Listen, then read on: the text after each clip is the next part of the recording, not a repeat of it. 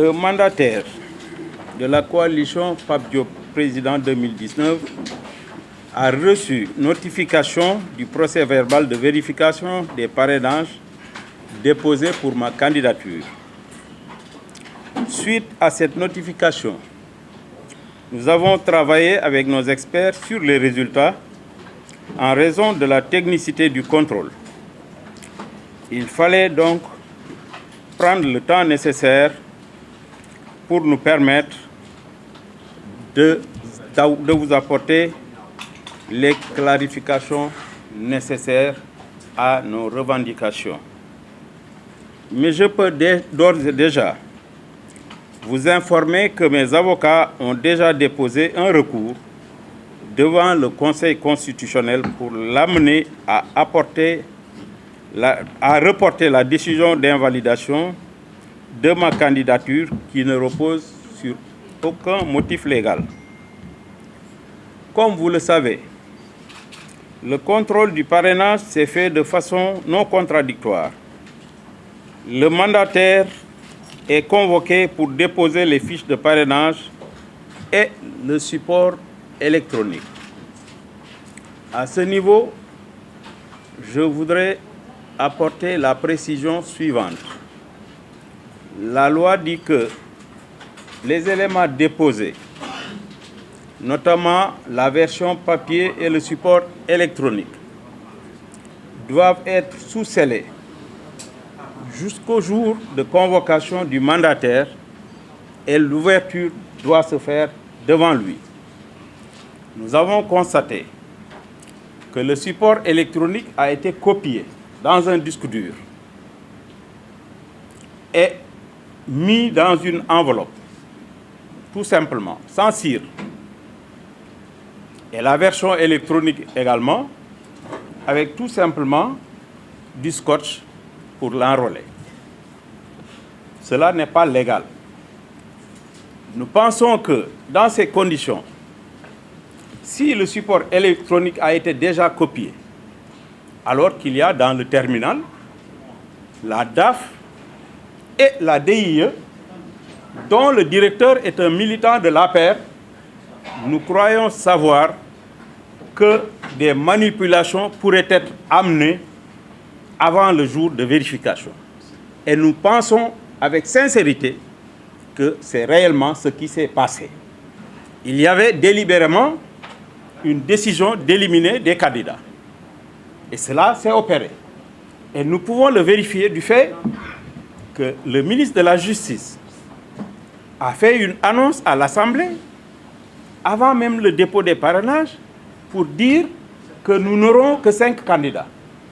À la suite du ministre de la Justice, le Premier ministre l'a fait également. Donc, ça nous conforte dans notre thèse qu'il y a eu bien une manipulation dans le traitement du fichier électronique. À la séance de vérification, aucune possibilité n'est donnée au mandataire pour apporter les objections du fait qu'on lui présente les résultats de vérification déjà établis. C'est dans ces conditions que le président du Conseil constitutionnel l'informe du nombre de parrainages invalidés. Pour notre cas, le procès-verbal indique 7572 parrains invalidés, au motif suivant: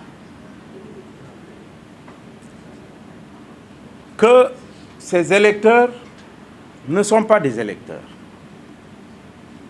Et nous pouvons, si le Conseil constitutionnel accepte notre requête, nous pouvons apporter la preuve que ces Sénégalais sont bien des électeurs parce que nous avons les éléments techniques, les supports qui nous permettent de démontrer que ces Sénégalais sont des électeurs.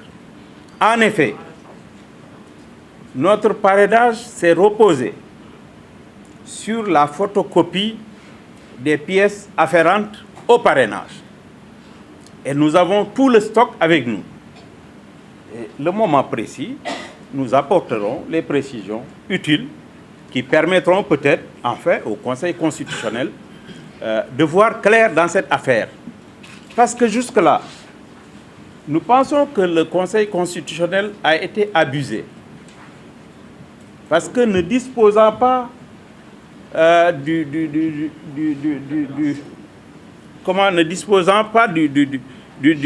fichier électoral consolidé.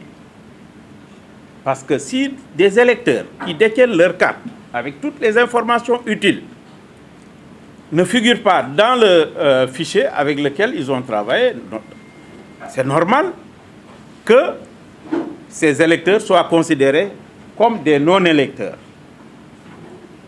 Et il y a également un phénomène. Parce qu'un logiciel a été établi. Par qui? Nous ne le savons pas. Le Conseil ne le sait pas, certainement. Qu'est-ce que contient ce logiciel? Nous ne le savons pas. Le Conseil ne le sait pas. Les membres du Conseil, de la société civile aussi ne le savent pas. Dans ces conditions, je pense que les résultats fournis ne nous conviennent pas. Parce que ne reposant sur aucune légalité.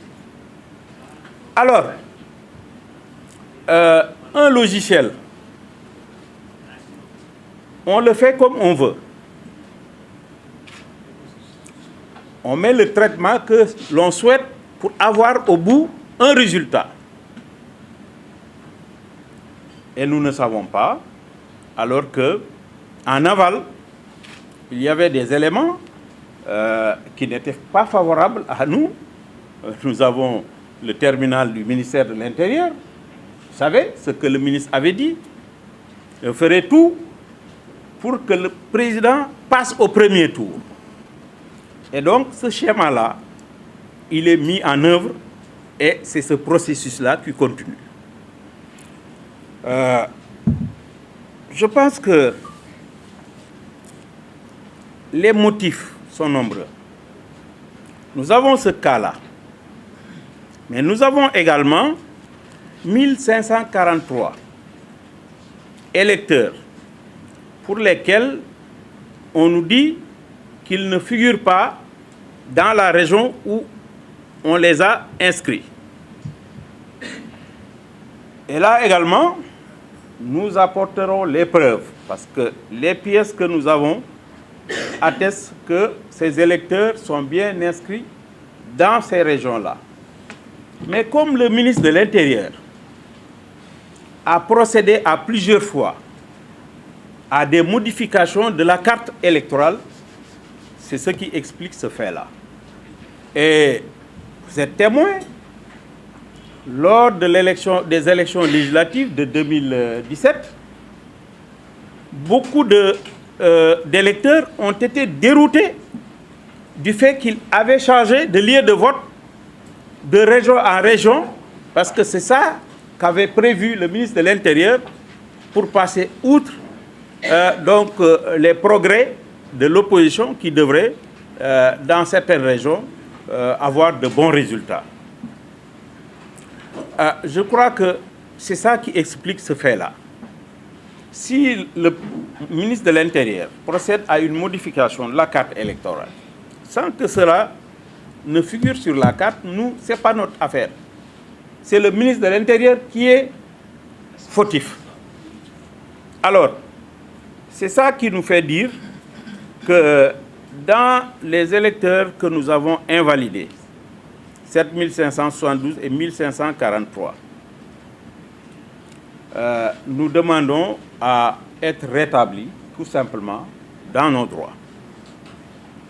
Le Conseil détient des informations. Nous également, aujourd'hui, nous détenons des informations. Je ne parlerai pas des informations que d'autres candidats ont déjà évoquées. Par exemple, les fichiers qui nous ont été remis et dont les numéros sont incomplets, alors que nous avons fourni des numéros complets. Alors, il y a ces cas-là, et bizarrement, il y a d'autres cas. Dans les cas des électeurs qui ne sont pas des électeurs. Nous avons sur les fiches des cas. Par exemple, Samba Diaw. Diaw, ça peut s'écrire avec NDAO ou avec NDAW, mais dont toutes les autres informations sont correctes.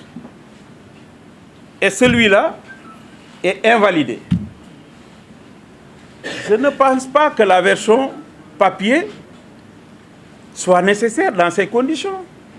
Parce qu'un rapprochement devait être fait dans ce cas. C'est pourquoi on nous a demandé un support papier. Ça, c'est une question logique. Il y a également le fait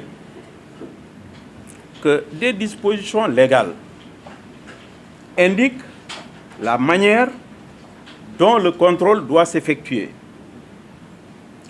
Il y a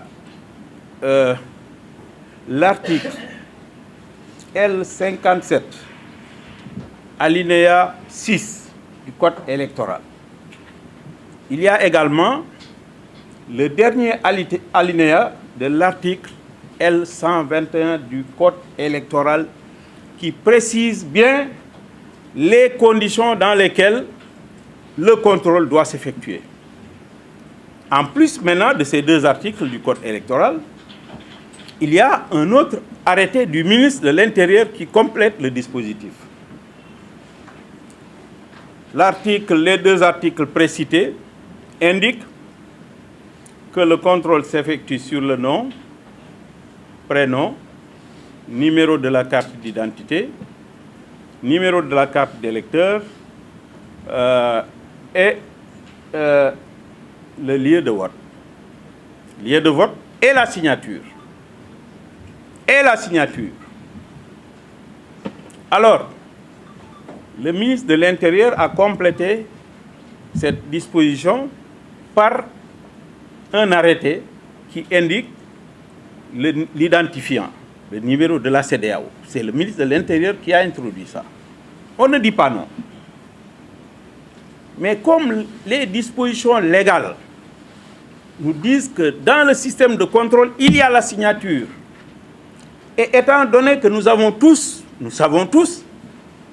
que le Conseil constitutionnel et le système mis en place n'avaient pas les dispositions de pouvoir contrôler les signatures, à ce motif seulement, nous pouvons affirmer que le parrainage doit être invalidé. Tout simplement. Parce que la loi n'a pas été respectée. Alors, c'est pour ces motifs-là que nous avons tenu à informer l'opinion nationale et internationale sur les manquements de l'opération de parrainage dont nous venons de boucler une partie.